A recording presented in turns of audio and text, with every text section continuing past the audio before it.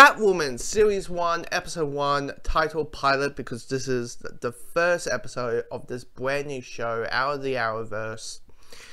We saw Batwoman in last year's crossover Elseworlds, and now here's giving her show. How is the first episode? It's pretty good. Not a bad pilot. I won't lie. It's a solid pilot. There's some nitpick stuff in there. Like, I did felt like, I get it's a pilot and they probably have to reference it every 5 seconds, but I was a little bit of the whole thing of like, do you guys have to say the word Batman every 5 seconds? I get you want to establish what this Gotham is and where is Gotham at this point, and that is Batman was around and now he's not around. He might be disappearing, or he might not be. He might be dead. He might have abandoned us, or he might be dead. So I understand we want to establish that Batman's not around anymore.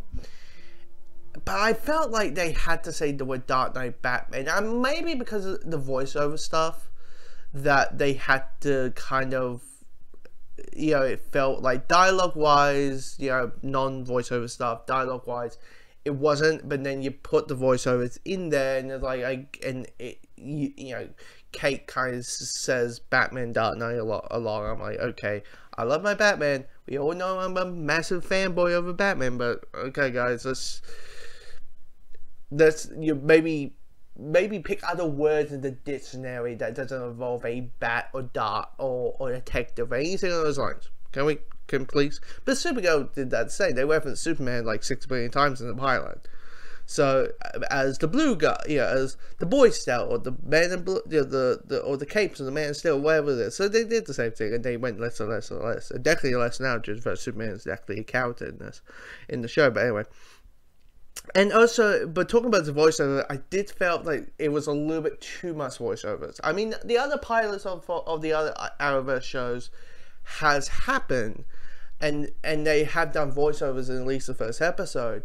But I did feel it was a little bit too much voiceovers. That there's some dialogue that I felt you could have cut out and would make the episode flow better and make the scene better, and doesn't feel sometimes the voiceovers do feel forced a little bit. It doesn't feel fluid towards it. But the rest of the episode we enjoy. I really enjoyed the relationships that they have set. We had the relationship between Kate and her father, and how there's this kind of I would say a dark cloud, but more like a grey cloud towards them too. Nothing completely, like, she didn't shit the bed to you know that kind of stuff, but it's like there's a bit of an awkwardness towards them too.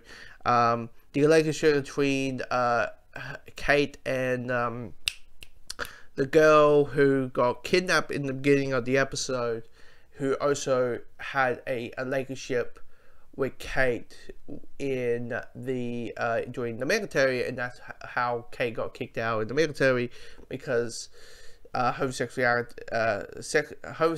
relationships is not allowed in the military for whatever stupid reason why. And you know, that relationship is well done. Even the relationship between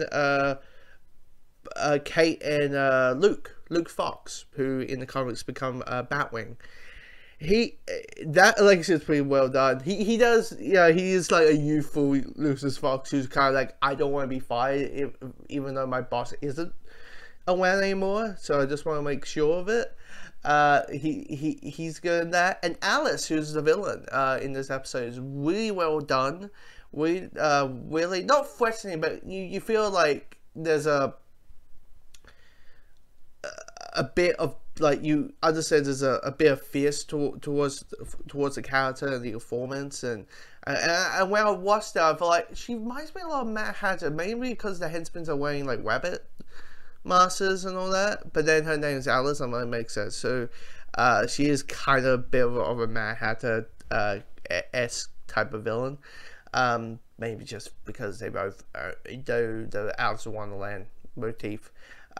And the action is pretty well done. There's a cool action scene halfway through dealing with it's a hallway fight that goes into like a kitchen, all that fight is really well handled and really well. That's kind of like the highlight action scene of the episode. But yeah, the set, those two nitpicky things, I quite enjoy it. Ruby Rose plays the character really well and really strongly well, and her in that Batwoman type suit, because we don't see her in what we saw her in the crossover or the promotional material. She's in this Batman suit, and yes, the line about it will go well, it'll be perfection when it fits a woman, that line still is in the trailer. So if people are like, oh, about, you know, because those lines are still in the trailer, but it's kind of like a throwaway. Like it did feel like the ones like we probably have to say this to make the network say yes, we'll make a show about it. It's those kind of dialogues. But yeah, I quite enjoy it, and yeah, I'm looking forward to I'm quite looking forward to what's the rest of the show, because that was ending.